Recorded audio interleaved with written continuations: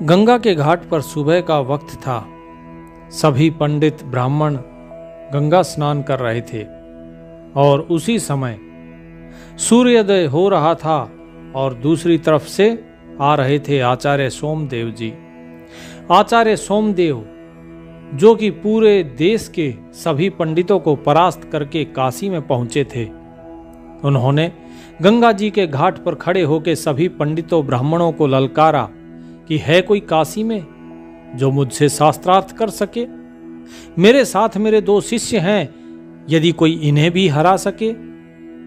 तो जितने भी ब्राह्मण वहां पर थे उन सभी को ज्ञात था कि आचार्य सोमदेव हैं और इन्होंने पूरे भारत में अपने ज्ञान का डंका बजाया हुआ है और इनसे जीत पाना कोई सरल बात नहीं है। अब सभी को यह हो गया कि यदि हम इनसे शास्त्रार्थ करते हैं और हार गए तो काशी की प्रतिष्ठा धूल में मिल जाएगी। कि काशी जो कि स्वयं अध्यात्म की नगरी है, महादेव की नगरी है, उस अध्यात्म की नगरी में कोई एक भी ब्राह्मण ऐसा नहीं हुआ जो इन्हें परास्त कर सके। काशी की जो ख्याति है वो धूल में मिल जाएगी।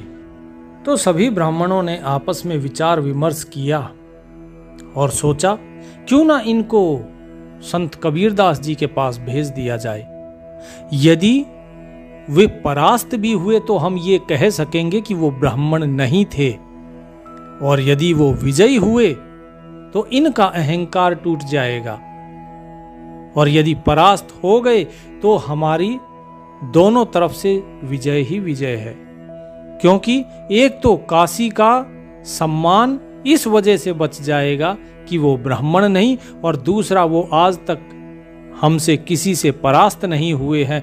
उन्होंने हमेशा हिंदू मुसलमान सभी की काट की है, तो उन्हें कोई परास्त करने वाला हो जाएगा और हम इनको आचार्य सोमदेव जी को अपनी तरफ मिला लेंगे। ये सारा षड्यंत्र रचने के बाद उन्होंने आके नम्र निवेदन किया सोमदेव जी से कि हे महाराज, आप हम सभी की तरफ से संत कबीर जी के घर जाइए और उनके साथ आप शास्त्रार्थ कीजिए। बोले संत कबीर, ये कौन है संत? मैंने तो आज तक कभी इनका नाम नहीं सुना। तो उन्होंने कहा कि आप वहां पर जाइए, जुलाहा बस्ती में वो आपको मिल जाएंगे, वहां पर आप जाएंगे। बोले क्या वो जुलाहा बस्ती में रहते हैं? अरे तुम किसके पास मुझे भेज रहे हो? मैं ब्राह्मणों के साथ शास्त्रार्थ करने आया था, तुम मुझे किसके पास भेज रहे हो? क्या कोई ऐसा ब्राह्मण नहीं है जो मुझे परास्त कर सके? तो सभी ब्राह्मणों ने हाथ जोड़ के कहा कि आप हमारे काशी के एक जुलाहे को तो पहले परास्त करके दिखाइए। यदि उनसे आप विजयी हुए तो फिर हमसे आप शास्त्रार्थ करने की बात कीजिएगा। तो आचार्य सोमदेव अपने दोनों शिष्यों के साथ चल दिए कबीर साहिब की तरफ, और जब वहां पर पहुंचे तो बोले कि कबीर कौन है यहां पर कबीर जो स्वयं को संत कहता है? तो कबीर साहिब चरखे पे अपना सूत बुन रहे थे। तो उनके एक शिष्य ने कहा कि यही हैं कबीरदास जी। बोले ये जिनके तन पे कपड़ा नहीं है, जो एक भिखारी की तरह बैठे हुए हैं, सूत काट रहे हैं, क्या मुझे इनसे शास्त्रार्थ करना होगा? तो कबीर साहब बोले कि भाई देखो, मुझे किसी से शास्त्रार्थ नहीं करना। मैं क्या करूंगा शास्त्रार्थ करके? मैं तो पहले ही अपनी हार स्वीकार करता हूं। जाओ, मैंने तुम्हें विजयी घोषित किया। अब ये बात जो थी सोमदेव जी के अभिमान पर चोट कर गई। बोले क्या तुम घोषित करोगे कि मैं विजयी हुआ या नहीं हुआ? तुम तो स्वयं को संत कहलाते हो। मैं गया था, सभी ब्राह्मणों ने कहा कि तुम संत हो। यदि तुम सच में संत हो तो आओ, करो शास्त्रार्थ। तुम भयभीत क्यों हो? मैं प्रश्न पूछूंगा, तुम उत्तर दो। तुम प्रश्न पूछो, मैं उत्तर दूंगा। बताओ, करो शास्त्रार्थ। तो कबीर साहब ने अपने शिष्य से कहा कि आचार्य सोमदेव जी और इनके शिष्यों के लिए 3 आसन लगा दीजिए। वो तीनों आसन पर बैठ गए और उन्होंने अपनी जो पोथियां थी, जो वेद पुराण थे, वो सभी निकाल कर रख लिए। कबीर साहब के पास एक छोटा सा थैला था जिसमें कुछ रोटियां थी, एक छोटा सा कंबल था और उसमें बाकी कुछ नहीं। अब ये तीनों पंडित देखकर हंसने लगे कि भाई ये कैसा व्यक्ति है। बोले तुम थैले में रोटियां रखे हुए हो और एक पुराना कंबल, आपके पास तो कोई शास्त्र ही नहीं है।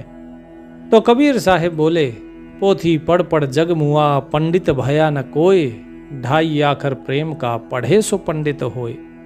अरे पोथियां पढ़ने से भला कोई पंडित होता है?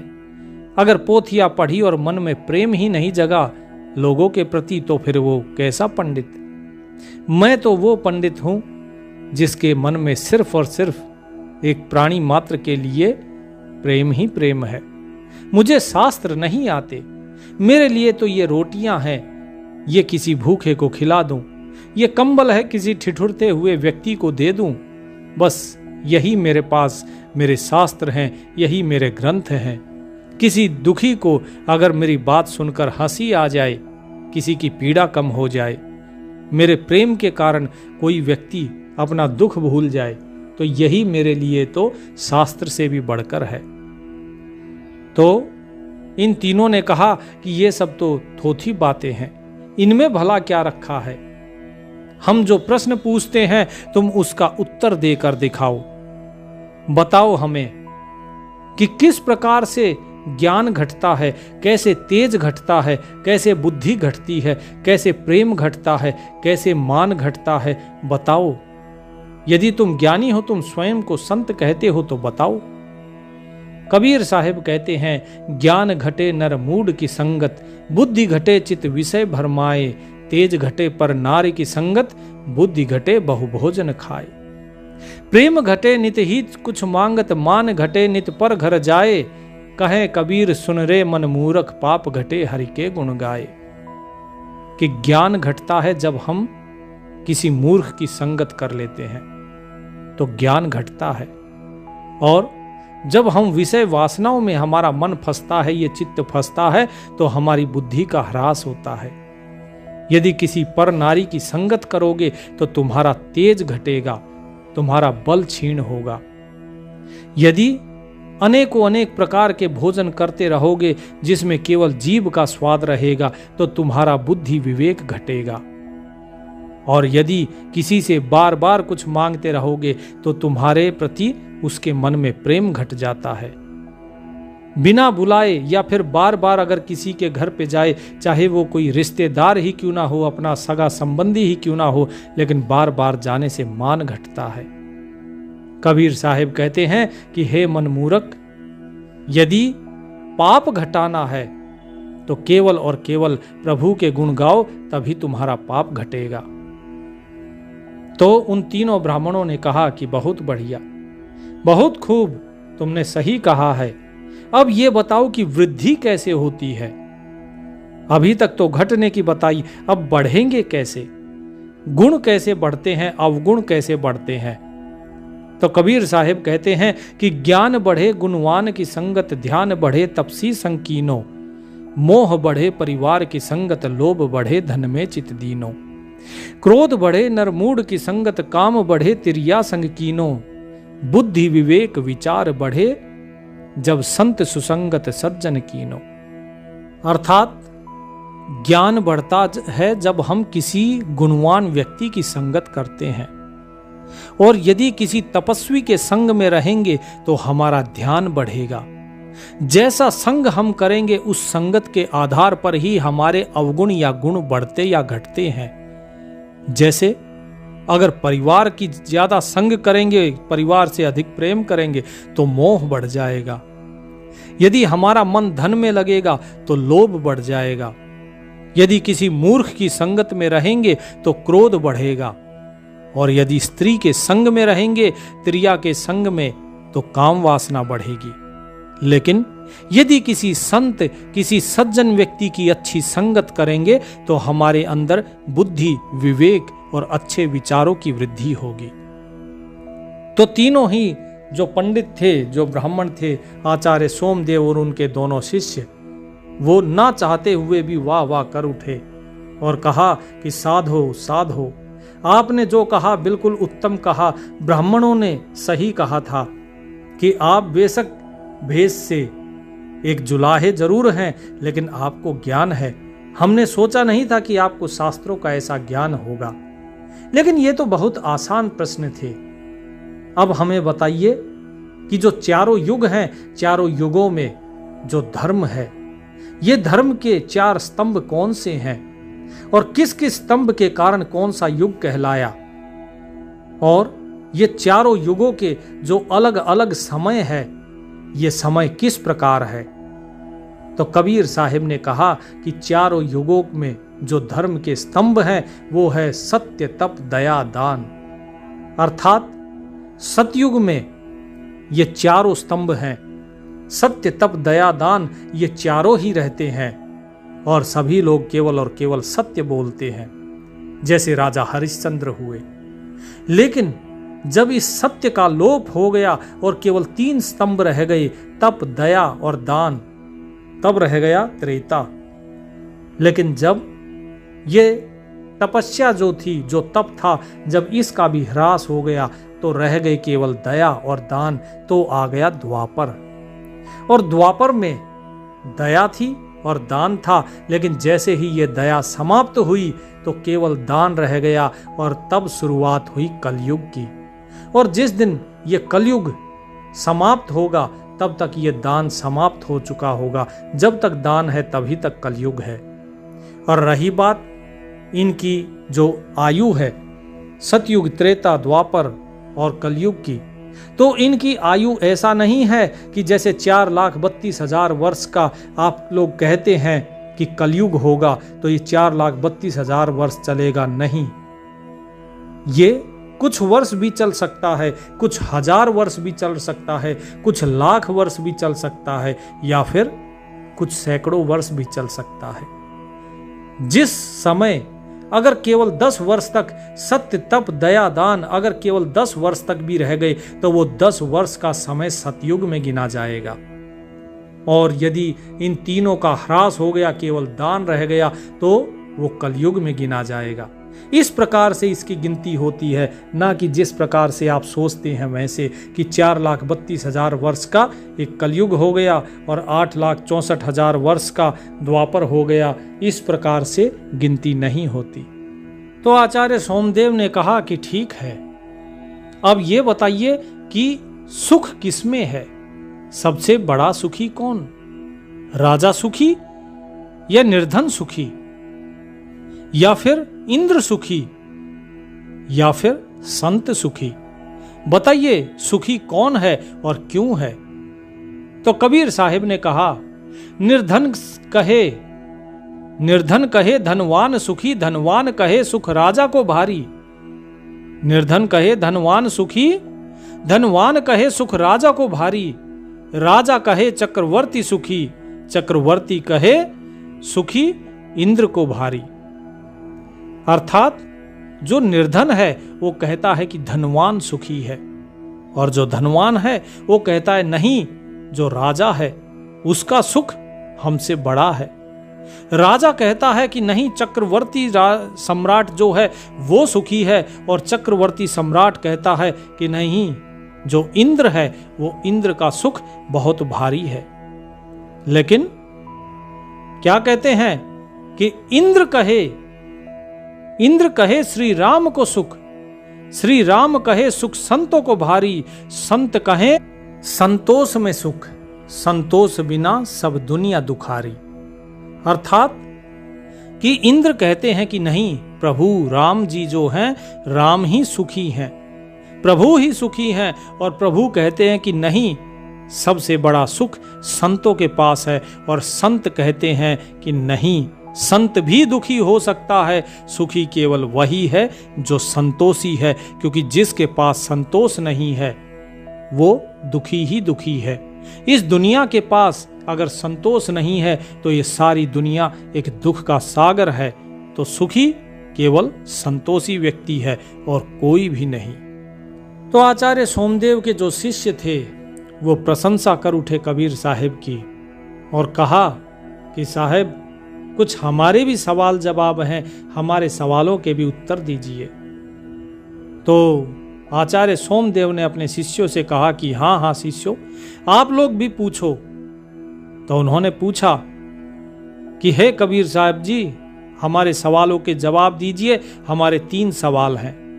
पहला सवाल, वो कौन सी चीज है जो दिखाई नहीं देती पर हर जगह है? दूसरा सवाल, ऐसा क्या है जो सब जानते हैं कि गलत है फिर भी सब करते हैं? और तीसरा सवाल, अगर सत्य को शब्दों में बांध दिया जाए तो वो क्या कहलाता है? तो सभी जितने भी भगत बैठे हुए थे वहां पे, जितने ब्राह्मण पंडित उस शास्त्रार्थ को सुन रहे थे, सबके अंदर सन्नाटा छा गया, क्योंकि किसी को भी इस सवाल का उत्तर नहीं पता था। कबीर साहिब कहते हैं कि भाई, इनका उत्तर तो मैं दे सकता हूं, लेकिन जो उत्तर है वो एक शर्त पे दूंगा कि मैं तुम्हें एक छोटी छोटी कहानी सुनाऊंगा। यदि कहानी तुम्हारे सवाल का जवाब ना दे सके तो मैं मान लूंगा कि मैं असफल रहा। तो आचार्य सोमदेव और उनके शिष्यों ने हामी भरी कि ठीक है, आप जैसे देना चाहें आप वैसे दीजिए। कबीर साहिब बोले कि एक बच्चे की कहानी सुनाता हूं, जिसका नाम था अर्जुन। अर्जुन एक अनाथ बालक था जो नगर की गलियों में भीख मांगता था। एक दिन उसने भूख के मारे उसे चक्कर आ गए। वो मंदिर के पास गिर पड़ा। एक साधु आया, उन्होंने उसे उठाया और पूछा कि भाई तुम क्यों रोते हो? उसने कहा मैं भूखा हूं कई दिन से। तो उन साधु ने कहा, अरे भगवान हर जगह है, तू रोता क्यों है? अर्जुन ने मासूमियत से पूछा, तो क्या भगवान रोटी बनाकर मुझे देंगे? साधु मुस्कुराए और उसे अपने आश्रम ले गए। उसे खाना दिया, उसको पढ़ाया लिखाया, उसे बड़ा किया पालन पोषण करके। और एक दिन अर्जुन ने उन साधु से पूछा, क्या आप भगवान हैं? तो साधु हंसे कि नहीं, भगवान तो हर जगह है, मैं भगवान नहीं हूं। वो भगवान, वो मेरी दया में है, वो तेरी भूख में है, वो उस मंदिर की घंटी में और तेरी मुस्कान में भी है। तो आपके पहले प्रश्न का जो उत्तर है वो है ईश्वर। वो दिखाई नहीं देता पर हर जगह है, भावना में है, हवा में है, सत्य में है, सभी जगह है। तो जो शिष्य था आचार्य सोमदेव जी का, वो चुप हो गया, क्योंकि उसे अपने पहले प्रश्न का उत्तर मिल गया। वो गहराई से सोचने लगा और कहा कि ठीक है, अब दूसरे सवाल का जवाब दीजिए कि वो क्या है जिसे सब जानते हैं कि गलत है फिर भी सब करते हैं। तो कबीर साहिब ने कहा कि ठीक है, सुनो, हरिदास नाम का एक ईमानदार व्यापारी था। वो बड़ा ईमानदार था, लेकिन घाटा उसे एक दिन हो गया अपने व्यापार में। उसने सोचा थोड़ा वजन कम तोल दूं तो क्या फर्क पड़ेगा, किसी को पता नहीं चलेगा। तो उसने झूठ बोलना शुरू किया थोड़ा थोड़ा, और फिर एक दिन एक ग्राहक ने उसे पकड़ लिया। राजा ने उसे बुलवाया। हरिदास ने कहा कि मुझे पता था कि यह गलत है, पर मैं मजबूर हो गया था क्योंकि मुझे घाटा हो रहा था। तो कबीर साहिब बोले कि हम जानते हैं कि झूठ बोलना गलत है, फिर भी झूठ बोलते हैं। कभी किसी को बचाने के लिए झूठ बोलते हैं, कभी अपने लिए झूठ बोलते हैं, किसी न किसी वजह से सभी झूठ बोलते हैं। तो ये तुम्हारा दूसरा उत्तर है कि झूठ सब जानते हैं ये गलत है, पर सब कभी न कभी जरूर इसे करते हैं। अब जो दूसरा शिष्य था उसने भी अपना सर झुका लिया। जवाब सीधा नहीं था, पर उसके सवाल से बड़ा था। अब जो तीसरा सवाल था कि अगर सत्य को शब्दों में बांध दिया जाए तो वो क्या कहलाता है, तो कबीर साहिब बोलते हैं कि अब मैं तुम्हें आखिरी कहानी सुनाता हूं। एक कवि बड़ा ही निर्धन था, बीमार, अकेला, पर उसके शब्दों में आग थी। एक दिन उसकी एक रचना सम्राट ने सुनी और कहा कि क्या लिखता है तू? कवि ने कहा कि मैं सत्य को शब्दों में बदलता हूं ताकि झूठ खुद को आईने में देख सके। कबीर साहिब ने सबकी ओर देखा और कहा कि सत्य को जब शब्दों में बांधा जाता है तो वो बनती है कविता। कविता जो सत्य को सुंदर बना के समाज के सामने रखी जाती है। तो जितने भी लोग वहां पर बैठे थे, जितने ब्राह्मण थे, सभी की तालियां बज उठी। सभी की निगाहें अब कबीर साहब के ऊपर थी, क्योंकि वो जानते थे कि शायद अब ये आचार्य सोमदेव जी को हरा सकते हैं। आचार्य सोमदेव जी खड़े हुए और कहा कि वाह कबीर, मैंने दुनिया भर के विद्वानों से सवाल किए, लेकिन तुम्हारे उत्तर सिर्फ जवाब नहीं थे, वो वास्तव में जीवन थे। तुमने मेरी चुनौती को जीत लिया। अब कुछ एक सवाल और हैं जो मैं चाहता हूं कि आप उनका भी उत्तर दें। कबीर साहब ने कहा कि ठीक है, बताओ। तो आचार्य सोमदेव जी ने और कठिन करते हुए प्रश्न को और पूछा कि किस प्रकार से व्यक्ति के बारे में आप जान सकते हैं बिना उससे कोई प्रश्न किए। यदि कोई व्यक्ति सो रहा है तो एक सोते हुए व्यक्ति के बारे में क्या आप बता सकते हैं कि यह व्यक्ति कैसा है?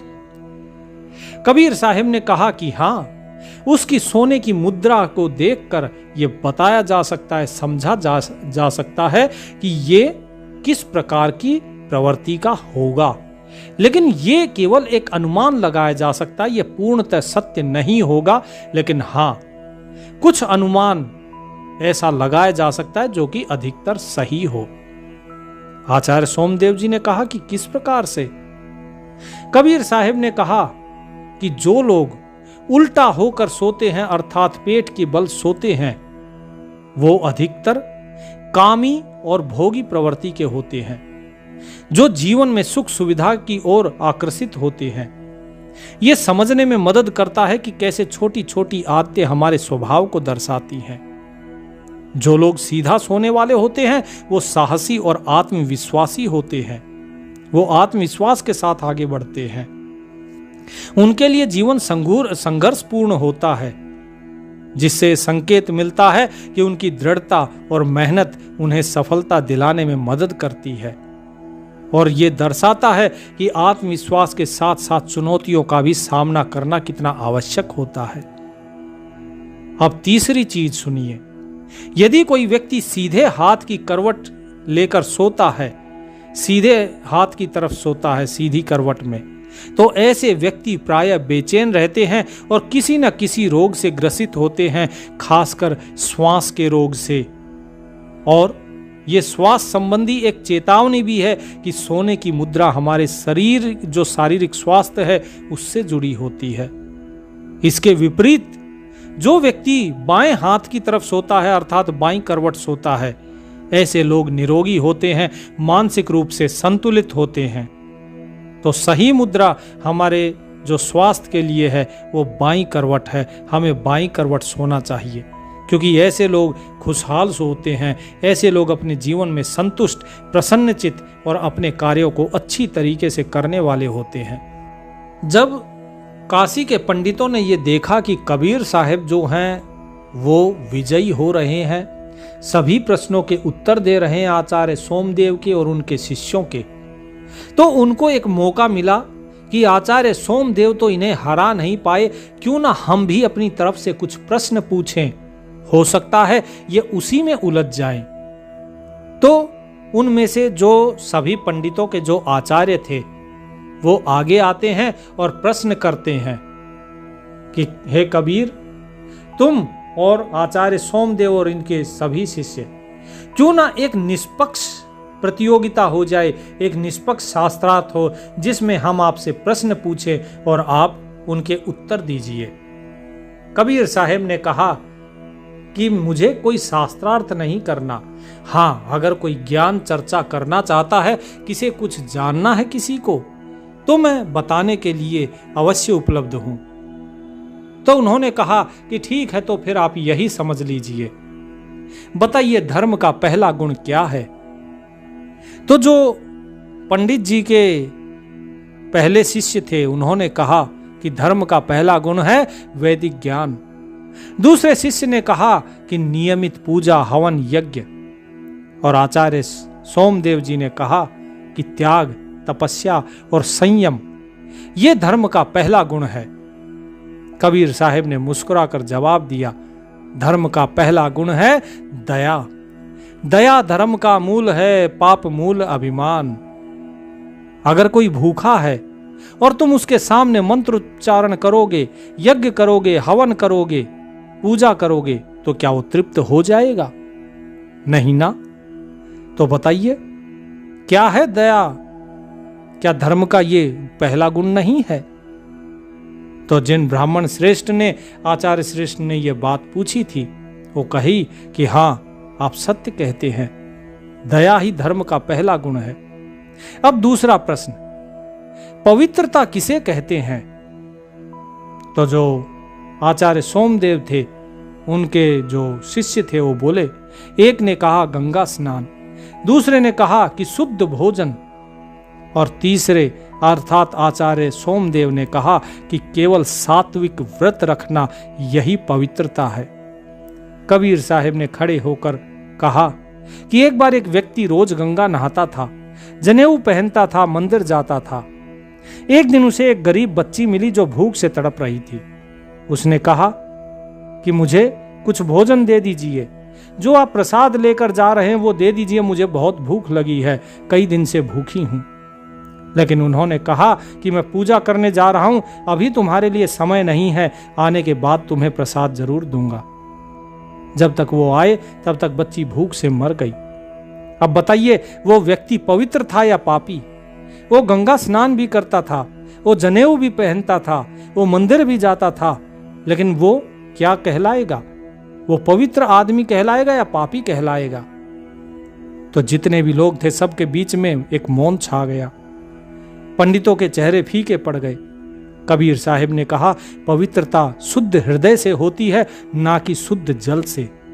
अब कबीर साहब बोले कि आप लोगों ने प्रश्न बहुत पूछे, अब एक प्रश्न मैं भी पूछता हूं। बताइए, असली पंडित कौन है? इतना ही पूछा था, इतने में ही जो आचार्य सोमदेव थे, उनका एक शिष्य भड़क गया। वो बोला कि क्या अब आप हमें बताएंगे कि पंडित कौन है? हम वेदों के ज्ञाता हैं, तुम कौन होते हो ये हमें धर्म सिखाने वाले?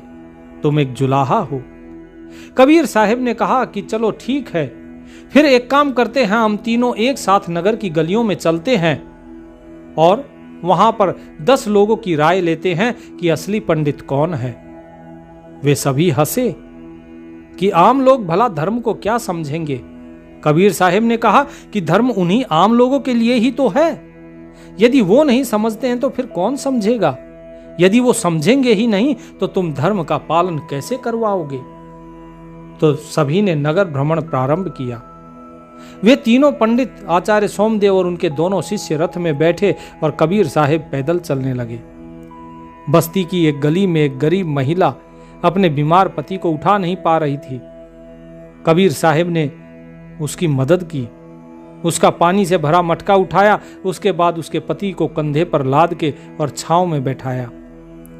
दूसरी गली में एक जो बूढ़ी औरत थी, वो रास्ता पार करने की कोशिश कर रही थी। पंडितों ने मुंह फेर लिया, लेकिन कबीर साहब ने उसका हाथ थामकर उसे रास्ता पार कराया। तीसरी गली में एक भूखा बच्चा था। कबीर साहब ने अपने झोले में जो रोटी थी वो रोटी निकाली और बच्चे को दे दी।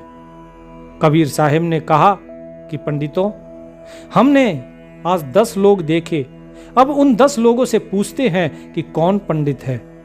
और जब उनसे पूछा गया तो सभी ने एक स्वर में कहा कि वो जो पैदल चल रहा था, जिसने सहारा दिया, जिसने रोटी दी, जिसने कंधा दिया, वही असली पंडित है। सभी लोग वापस लौट आए और वापस आने बाद कबीर साहब ने कहा कि अब बताओ, असली धर्म क्या है? असली धर्म वो है जो किसी के आंसू पोंछे। धर्म वो है जो भूखे को खाना दे। धर्म वो है जो किसी की मदद करे लेकिन बिना दिखावा किए। धर्म वो है जो चुपचाप मनुष्यता निभाए। तो तीनों पंडितों ने कबीर साहब की ओर देखा और सिर झुकाकर खड़े हो गए। कबीर साहब ने कहा कि आप सभी शास्त्रों के ज्ञाता हैं, आपके शब्द भारी हो सकते हैं, लेकिन अगर आपके कर्म आपके ग्रंथों से अधिक प्रभावशाली होंगे, तभी आप पंडित कहलाएंगे, तभी आप पंडित कहलाने के अधिकारी हैं।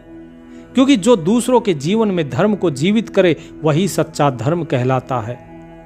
याद रखिए, यदि गुण नहीं है तो व्यक्ति का रूप व्यर्थ है। यदि किसी स्त्री के अंदर चाहे वो कितनी ही रूपवती क्यों ना हो, लेकिन यदि उसके अंदर गुण नहीं है तो क्या लाभ है उसकी सुंदरता का। यदि आपको भूख नहीं है तो आपका भोजन व्यर्थ है। यदि आप अपने धन का सदुपयोग नहीं कर सकते, उसको आप परोपकार में नहीं लगा सकते, उसका भोग नहीं कर सकते, तो आपका धन व्यर्थ है। आपके पास तलवार है लेकिन तलवार को चलाने का साहस ही नहीं, तो तलवार व्यर्थ है। यदि परोपकार नहीं तो मनुष्य जीवन व्यर्थ है। यदि श्रद्धा नहीं है तो पूजा व्यर्थ है। केवल थोथा आरती पूजन करने से क्या लाभ यदि प्रभु के प्रति श्रद्धा ही नहीं है तो। यदि शब्द का अर्थ ही नहीं तो वो शब्द व्यर्थ है। यदि जीवन में प्रेम नहीं है तो ये जीवन व्यर्थ है। इसी प्रकार यदि बुद्धि ही नहीं है किसी के पास तो ज्ञान व्यर्थ है। और यदि विनम्रता नहीं तो आपकी विद्या व्यर्थ है, क्योंकि विद्या तो वो होती है जो विनम्रता प्रदान करे। और यदि सच कहूं तो मुझे आप लोगों के ऊपर दया आ रही है। आप शास्त्रार्थ करने आए थे अपने अहंकार को उसकी तुष्टि के लिए, अपने अहंकार के पोषण के लिए। मुझे आपके ऊपर कोई क्रोध नहीं आ रहा, मुझे दया आ रही है, क्योंकि एक अहंकारी व्यक्ति से बड़ा मूर्ख इस संसार में और कोई हो ही नहीं सकता। ज्ञान और अहंकार दोनों एक साथ नहीं रह सकते, क्योंकि तुम्हारे पास जो ज्ञान है वो आपके अहंकार के आते ही वो क्षीण हो जाता है। फिर आपके पास केवल थोथी जानकारी रह जाती है, आपके अंदर अनुभव का ज्ञान नहीं रहता, अनुभव हो ही नहीं पाता। और अधूरा ज्ञान वो हमेशा थोथा बजता, जैसे थोथा चना बाजे घना, अध जल गगरी छलकत जाए। इसी प्रकार जो अधूरा ज्ञान होता है वो बजता ज्यादा है। जो सच्चा ज्ञानी होता है वो किसी को ललकारता नहीं। ज्ञानी से कहिए कहा कहत कबीर लजाए, और अंधे आगे नाचते कला अकारथ जाए। मैं ज्ञानी को किसी को कुछ नहीं कहता हूं, क्योंकि जो स्वयं ज्ञानी है उसे सब कुछ पता है, उसे कहकर लाभ क्या। और जो मूर्ख व्यक्ति है उसको कहने से कोई लाभ नहीं, क्योंकि वो समझना ही नहीं चाहता। तो इसीलिए व्यक्ति को मौन रहना चाहिए, अपने ज्ञान का प्रदर्शन नहीं करना चाहिए। हमेशा नम्र बनो, विनम्र बनो। अगर उसकी रहमत पाना चाहते हो तो नम्र बनो, क्योंकि जो खाली घड़े होते हैं केवल वही भरे जा सकते हैं। लेकिन जिनका घड़ा पहले से अहंकार से भरा हो उसमें भला बताइए कोई क्या भर सकता है। तो इसीलिए सभी के साथ प्रेम करो और सभी के साथ नम्र रहो, तभी आप सच्चे ज्ञानी कहलाएंगे। कबीर साहब की ये बात सुनकर आचार्य सोमदेव और उनके जो दोनों शिष्य थे उनके चरणों में झुक जाते हैं और कहते हैं आप वास्तव में संत ही हैं, क्योंकि कोई संत ही ऐसा ज्ञान रख सकता है। हम जैसे जो अहंकारी व्यक्ति हैं उनकी आंखें केवल संत ही खोल सकते हैं। केवल संत ही हैं जिनके मार्गदर्शन से हमारे जैसे अहंकारी भी, हमारे जैसे पतित भी पार हो सकते हैं। और आचार्य सोमदेव और दोनों शिष्यों ने कबीर साहब की शरण ग्रहण करी, और इसके साथ ही साथ जितने भी वहां पर ब्राह्मण थे उसमें बहुत से ब्राह्मण कबीर साहब के शिष्य बन गए। तो भगत जियो, आप सभी अगर इस ज्ञान चर्चा को सुनेंगे ध्यान से तो इसमें आपको बहुत सी ऐसी चीजें मिलेंगी जो आपने पहले कभी सुनी नहीं होंगी।